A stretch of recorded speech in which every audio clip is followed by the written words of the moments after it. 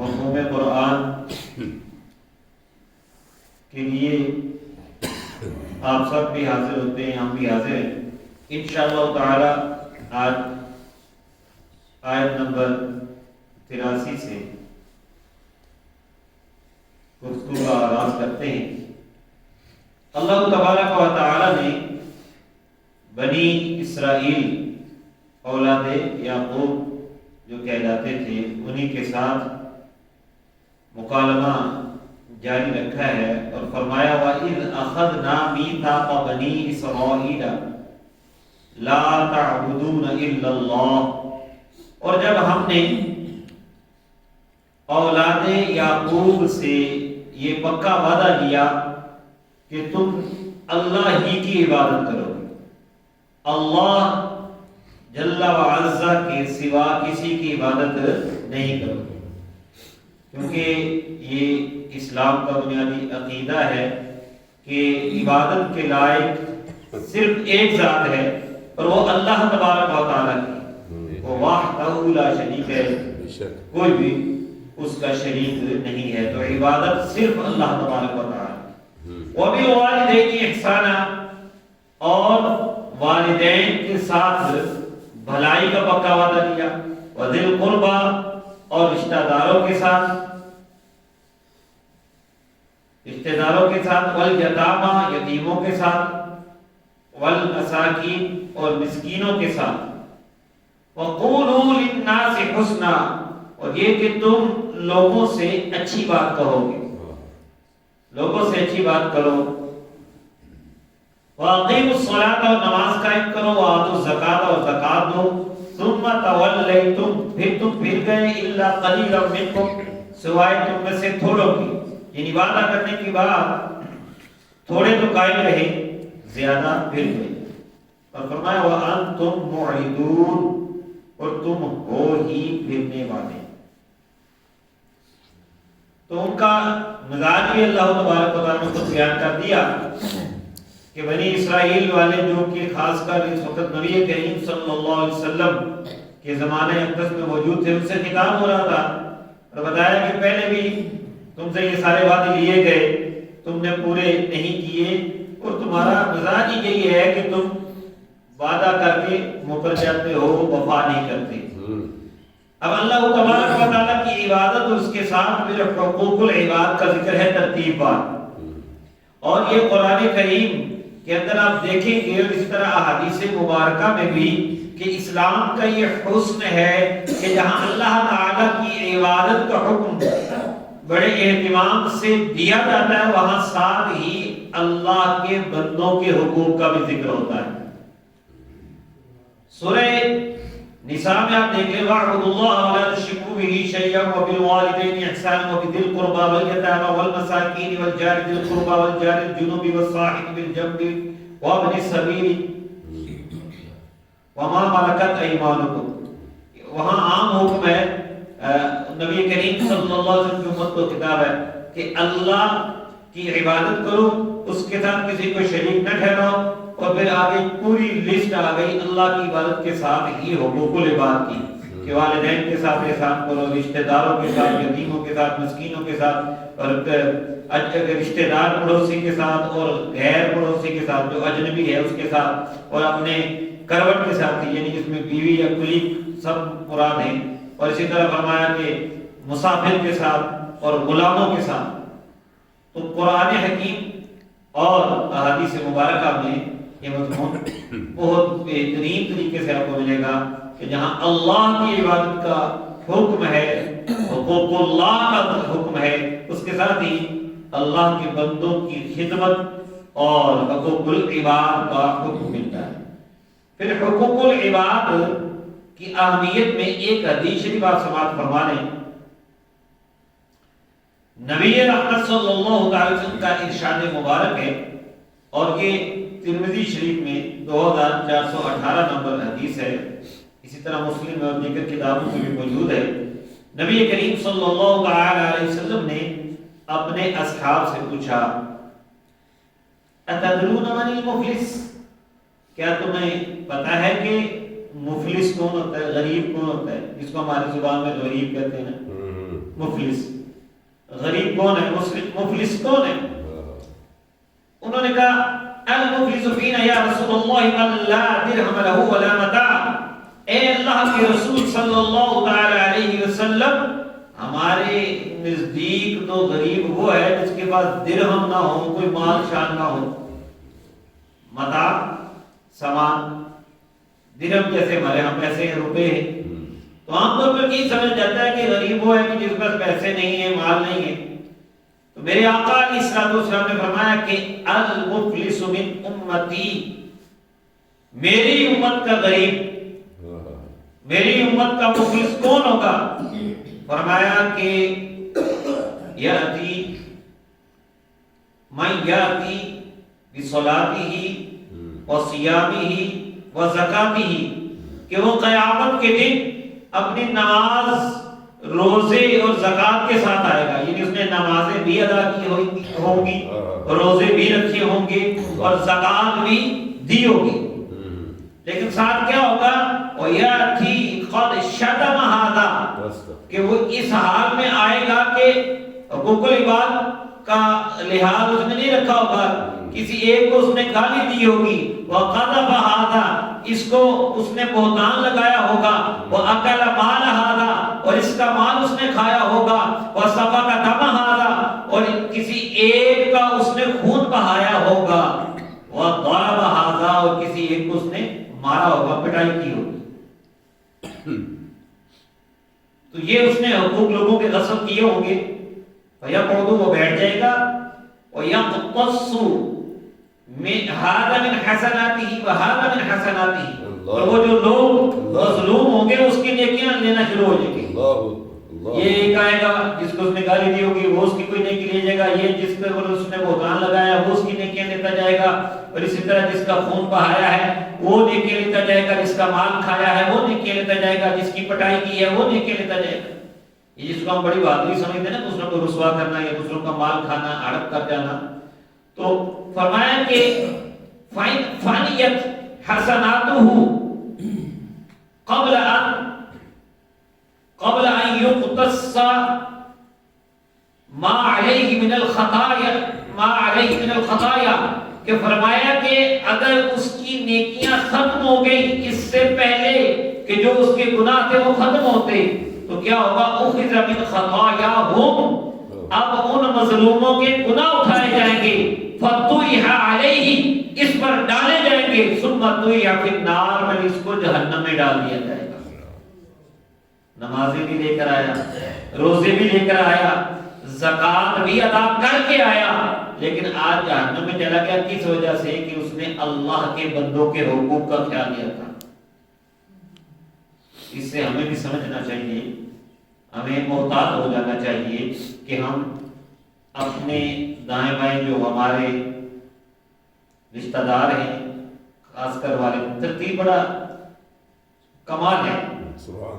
پہلے والدین سب سے قریب بھی وہی ہوتے ہیں، سب سے زیادہ قربانیاں بھی وہی دیتے ہیں، سب سے زیادہ حق بھی نہیں کرتے، پھر رشتہ دار،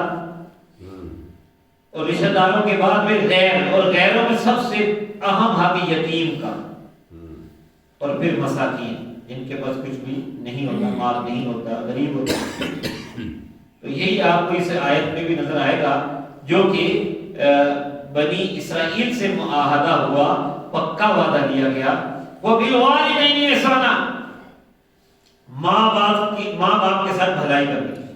اب یہاں ہم نے رک کے اپنے لیے بھی درس لینا ہے کہ ہم نے بھی یہ کام کریں گے نا۔ ایک تو عبادت اللہ تعالیٰ کی، 5 نمازیں ذکر احکام، اور دوسرا یہ ہے کہ سب سے پہلے والدین، سب سے بڑھ کر والدین، جن کو ہم سب سے زیادہ ایزی لیتے ہیں، ان کے حقوق ہیں۔ تو میں مختصراً قرآن و حدیث کی روشنی میں آپ کو بتا دوں، والدین اگر حیات ہونا تو 5 حقوق سورہ بنی اسرائیل کی آیت نمبر 23 اور 24 کی روشنی میں فرمایا، فَلَا تَقُلْ لَهُمَا أُفٍّ، انہیں اف بھی نہیں کہنی، نمبر 1، وَلَا تَنْهَرْهُمَا، اور انہیں جھڑکنا ہی نہیں، 2 ہو گئے، وَقُلْ لَهُمَا قَوْلًا كَرِيمًا، بات کرنی ہے تو نرمی سے کرنی ہے۔ بعض اوقات وہ کسی غلط چیز کی بھی طرف جا سکتے ہیں تو آپ ان کی رہنمائی کرنا چاہتے ہیں تو ادب سے کریں، نرمی سے کریں، اور ان سے کوئی بھی بات کریں تو نرمی سے کریں۔ یہ جو اف کا لفظ ہے نا، اف بھی نہیں کہنی، اعلیٰ حضرت نے کہا ہوں بھی نہیں کرنی آگے سے۔ بعض اوقات ہوتا ہے نا کوئی بات نہ گوار گزرتی ہے تو ہم آگے سے کوئی اس کا ریسپانس دیتے ہیں، کچھ اس پر کمنٹس جو ہے نا بول کہہ دیتے ہیں امی جان کو یا ابا جان کو، تو اس میں احتیاط کرنی ہے، اف بھی نہ نکلے منہ سے۔ تو اف کم ہے تو جھڑکنا تو پھر اس سے آگے آگے، تو قرآن پہلے دروازے بند کر رہے ہیں، اف بھی نہیں کہنے، ادب سے ان کے ساتھ رہنا ہے۔ اور چوتھی بات وَخْفِضْ لَهُمَا جَنَاحَ الذُّلِّ مِنَ الرَّحْمَةِ، اور شفقت سے رحمت سے ان کے سامنے عاجزی کا بازو جھکانا ہے۔ مطلب یہ ہے کہ عاجز ہو کر ان کے سامنے با ادب ہو کر رہنا ہے، مؤدب ہو کر رہنا ہے۔ ادب پہلا کرینہ ہے محبت کے کرینوں میں۔ اور پانچویں بات وَقُلْ رَبِّ ارْحَمْهُمَا كَمَا رَبَّيَانِي صَغِيرًا،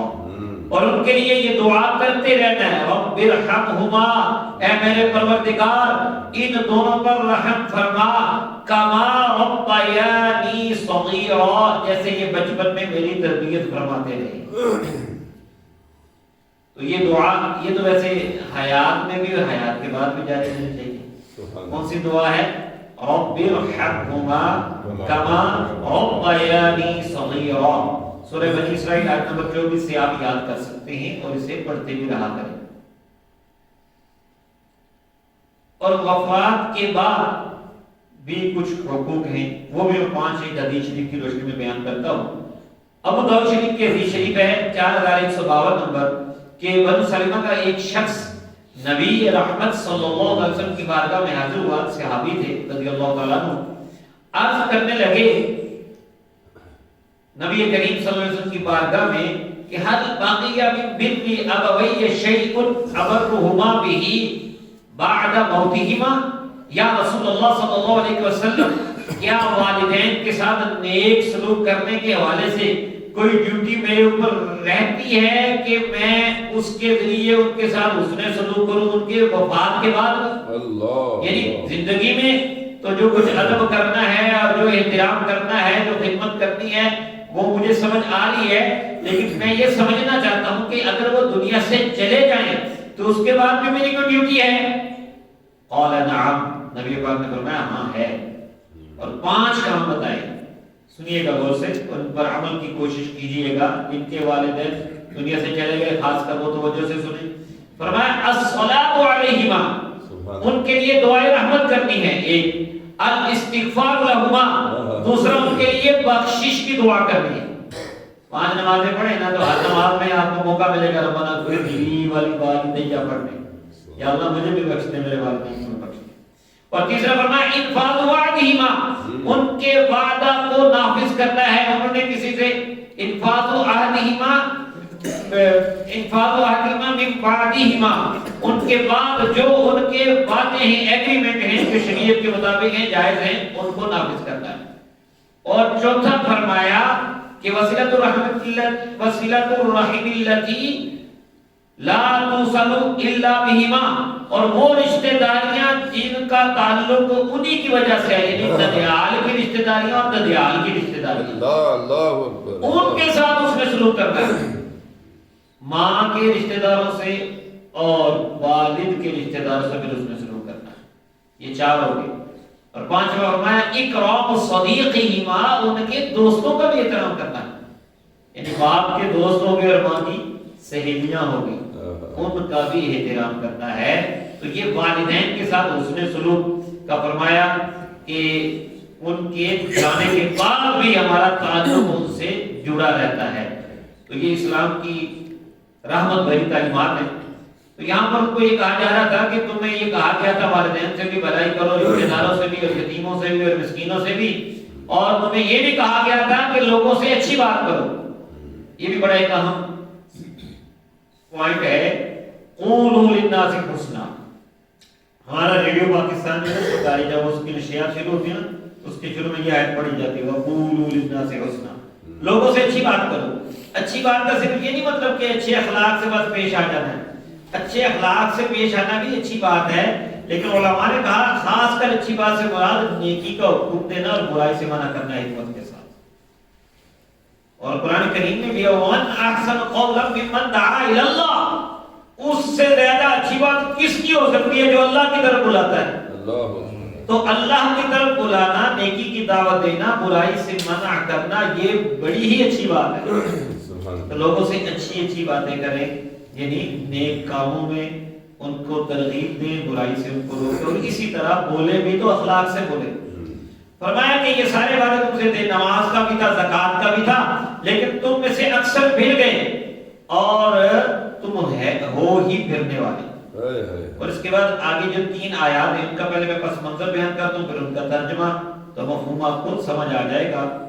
کہ آیت نمبر 84، 85 اور 86 یہاں تک آپ نے مکمل کرنا ہے. تو ان 3 آیات کا پس منظر یہ ہے کہ یہ جو بنی اسرائیل والے اس وقت جو نبی کریم صلی اللہ علیہ وسلم کے سامنے موجود تھے، وہ یہود تھے، عیسائی تھے. تو یہود کے 2 قبیلے تھے، ایک کا نام تھا بنو قریظہ اور دوسرے کا نام تھا بنو نذیر. تو بنو قریظہ اور بنو نذیر جو ہیں یہ دونوں قبیلے یہودیوں کے، ان کا معاہدہ تھا بنو قریظہ کا اوس کے ساتھ اور بنو نذیر کا خزرج کے ساتھ. اوس اور خزرج یہ مشرکین کے قبیلے تھے. اور حلیف، حلف کا مطلب یہ ہوتا تھا، ایک قبیلہ دوسرے کا حلیف ہوتا تھا، مطلب تیرا دشمن میرا دشمن، تیرا دوست میرا دوست، جس سے تو لڑے گا اس سے میں لڑوں گا، جس سے تو دوستی کرے گا اس کے ساتھ میری بھی دوستی ہوگی. اب ایسا ہوتا کہ جب ان کی آپس میں جنگ ہوتی اوس اور خزرج کی، تو بنو قریظہ اوس کی مدد کرتے اور بنو نذیر جو ہے وہ خزرج کی مدد کرتے. اس طرح قریظہ اور نذیر جو دونوں یہودیوں کے قبیلے تھے ایک دوسرے کے آمنے سامنے بھی آ جاتے تھے، ایک دوسرے کو قتل بھی کیا کرتے تھے، ان کے گھروں کو ویران بھی کیا کرتے تھے. لیکن دوسری طرف جب ایسا ہوتا کہ مثلا قریظہ کا حلف تھا اوس کے ساتھ، تو اوس کے پاس اگر کوئی قیدی آ جاتا بنو نذیر کا یعنی دوسرے یہودی قبیلے کا، تو یہ قریظہ والے یہودی کیا کرتے تھے کہ ان کو پیسے دے کے ان کو چھڑا لیتے، چلو یار ان کو آزاد کر دو، یہ ہمارے یہودی ہیں. تو اب یہ 2 رنگی دیکھیے کہ میدان جنگ میں ان کو معاف نہیں کرنا، قتل بھی کر دینا اور گھروں سے بھی نکال دینا، گھروں کو بھی ویران کرنا. لیکن اس وقت جب امن ہو گیا تو اب پیسے دے کے ان کو آزاد بھی کروا رہے تھے. تو اصل میں یہ تھا کہ اللہ تعالیٰ نے ان سے 3 وعدے لیے تھے. ایک وعدہ یہ تھا کہ تم نے قتل و غارت نہیں کرنی آپس میں. دوسرا وعدہ یہ تھا کہ کسی کو جھیلا وطن نہیں کرنا، گھر سے نکالنا نہیں ہے. تیسرا وعدہ یہ تھا کہ اگر کوئی قیدی ہو جائے تو اس کا فدیہ دے کے، معاوضہ دے کے اسے چھڑا لینا. اب وہ پہلے 2 پر تو پورا اتر نہیں رہے تھے اور تیسرے 2 کرتے تھے. اس میں وجہ یہ تھی کہ وہ یہ سمجھتے تھے کہ اگر جنگ کے دوران ہم نے ان کو چھوڑ دیا کیونکہ یہ ہمارے دشمنوں کے ساتھ ہیں، تو ہمارا حلیف قبیلہ جو ہے اس کو نقصان ہوگا، اس کی خدمت ہوگی، تو ہم اپنے حلیف قبیلے کے معاہدے کی وجہ سے اس کی ناک نہیں کٹنے دیتے، ان کی رسوائی نہیں ہونے دیتے. ہاں جب امن کا دور ہوتا ہے تو پیسے دے کر جب ہم ان سے چھڑاتے تو اس میں ان کی کوئی خدمت نہیں ہوتی، کوئی ان کی بے عزتی نہیں ہوتی، تو کوئی بات نہیں. تو ان سے لوگ کہتے تھے بھئی اللہ تعالیٰ نے تم سے 3 وعدے لیے ہیں، تم اللہ کے حکم کو دیکھو. اللہ تعالیٰ نے تمہیں اس سے بھی تو منع کیا ہے نا کہ قتل نہ کرو اور گھروں سے نہ نکالو. تو کہتے ٹھیک ہے وہ وعدہ ہے، لیکن کیا کریں یہ جو جن کے ساتھ ہمارا معاہدہ ہے، تو یہ وہ کہتے ہیں ناک بھی رکھنا اور منہ بھی رکھنا ہے. تو بس اس کو تھوڑی دیر کے لیے آپ بھی سمجھیں کہ بعض اوقات ہم خاندانی رسم و رواج کے لیے، کسی دوست کے وعدے کے لیے، کسی پارٹی کے ساتھ معاہدے کے لیے، اقرار نامے کے لیے ہم اللہ کا حکم چھوڑ دیتے ہیں. ہم کہتے ہیں یار ٹھیک ہے اللہ کا حکم تو ہے، لیکن یار وہ دوست ہے اس کے ساتھ پھر ایسا جو ہے نا ہمیں کرنا ہی پڑے گا، گناہ کے کاموں میں چلے جاتے ہیں. یہ ہماری پارٹی ہے، یہ ہمارے دوست ہے، یہ ہمارا قبیلہ ہے. تو بس ان کا بھی یہی حال تھا کہ دنیاوی زندگی کو سامنے رکھے ہوئے تھے. اب ان آیات کو آپ سن لیں، سماعت فرما لیں، ترجمہ سماعت فرما لیں. اب تفصیل کی ضرورت نہیں پڑے گی کیونکہ اس پس منظر میں آپ دیکھیں گے تو آیات آپ کو سمجھ آ جائے گی. آیت نمبر 84 میں اللہ تعالیٰ نے فرمایا وَإِذْ أَخَذْنَا مِيثَاقَكُمْ، اور جب ہم نے تم سے پکا وعدہ لیا، لَا تَسْفِكُونَ دِمَاءَكُمْ، کہ تم ایک دوسرے کے خون نہیں بہاؤ گے، وَلَا تُخْرِجُونَ أَنفُسَكُمْ، اور اپنوں کو نہیں نکالو گے، مِن دِيَارِكُمْ، اپنے گھروں سے، ثُمَّ أَقْرَرْتُمْ، پھر تم نے اقرار کیا، وَأَنْتُمْ تَشْهَدُونَ، اور تم خود گواہ بھی ہو، ثُمَّ أَنْتُمْ هَؤُلَاءِ، آیت نمبر 85، پھر تم یہی ہونا، تقتلون انفسکم، اپنوں کو قتل بھی کرتے تھے،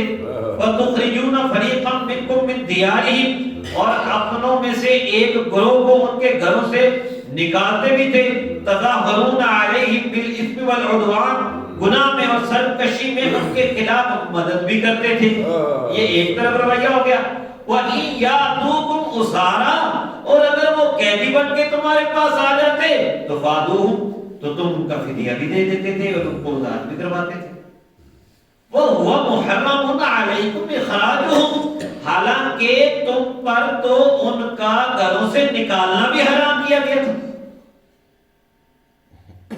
دونوں طرف بیان کر کے فرمایا أَفَتُؤْمِنُونَ بِبَعْضِ الْكِتَابِ وَتَكْفُرُونَ بِبَعْضٍ، کیا کتاب کے بعد اسے پر ایمان رکھتے ہو اور بعض کا انکار کرتے ہو؟ ان کا یہ عمل جو ہے، ان کا یہ عمل میں کمزوری اس بات کو ظاہر کر رہی تھی کہ وہ کتاب مانتے تو تھے کہ یہ ساری اللہ کی کتاب ہے، لیکن عمل میں کمزور تھے، تو فرمایا کیا آدھی مانتے ہو آدھی چھوڑتے ہو؟ یہاں پر بھی رک کے ہمیں سمجھنا ہے کہ قرآن کے سارے احکام پر عمل کرنا ہے۔ کئی لوگ بعض کام کرتے ہیں، جہاں جہاں جو آسانی ہوتی ہے وہاں دین کو لے لیتے ہیں، اور جہاں مشکل ہوتی ہے چلو یار کیا کریں، اللہ معاف کرنے والا ہے۔ بہت سے معاملات ہیں ہمارے، اسی طرح بعض لوگ توحید پہ زور بہت زیادہ لگاتے ہیں، رسالت کا ادب وہ نہیں کرتے، اس طرح بہت سی جگہ ایسے آپ کو ملے گا کہ ایک حکم کی طرف پورے قرآن کو ایز اے ہول ہمیں دیکھنا چاہیے اور تمام احکام پر عمل کی کوشش کرنی چاہیے، یہ نہیں کہ کچھ مانا کچھ چھوڑ دیا۔ تو اس لیے فرمایا کہ کیا تم بعض کتاب پر ایمان رکھتے ہو اور بعض کا انکار کرتے ہو؟ فرمایا فما جزاء من يفعل ذلك منكم الا خزي في الحیات الدنیا، اس کی جزا کیا ہے، کیا بدلہ اس کا جو ایسا کرے؟ اس کا بدلہ بس یہی ہے کہ دنیا میں بھی رسوائی ہے، الا خزي في الدنيا ويوم القيامة يردون الى اشد العذاب، اور قیامت کے دن انہیں بہت سخت عذاب کی طرف لوٹایا جائے گا۔ دنیا میں بھی رسوائی ہوتی ہے، یاد رکھیے کہ اللہ کی نافرمانی اس کی آخرت میں تو سزا ملنی ہے، اور اگر اللہ تعالیٰ چاہے تو معاف بھی فرما دے، لیکن ایسا بھی ہوتا ہے کہ دنیا میں بھی سزا مل سکتی ہے۔ اور یہاں پر بنو قریظہ کو ملی، بنو قریظہ کو قتل کر دیا گیا اور بنو نذیر کو نکال دیا گیا ان کے گھروں سے اللہ کے حکم سے۔ یہ ان کے ساتھ دنیا کی رسوائی تو یہ ہوئی اور آخرت میں بھی ہوگی۔ فرمایا وَاللَّهُ بِغَافِلٍ عَمَّا تَعْمَلُونَ، اور اللہ تعالیٰ تمہارے کاموں سے غافل نہیں ہے، اسے خبر ہے۔ تو آخری آیت، اور اس میں آپ ہمیں ایک رول بھی مل جائے گا، ایک اصول بھی مل جائے گا، ایک قاعدہ بھی مل جائے گا کہ ہم نے کیا کرنا ہے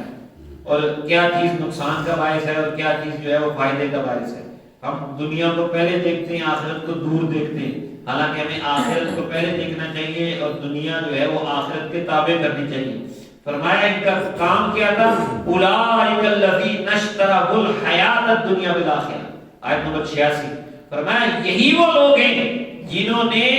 آخرت دے کر دنیا لے لی، آخرت کو بیچا اور دنیا کو خریدا، فلا یخفف عنہم العذاب، ان سے عذاب میں کمی نہیں ہوگی، ولا هم ینصرون، نہ ہی ان کی مدد کی جائے گی۔ یعنی اس طرح انکار کرتے رہے گے،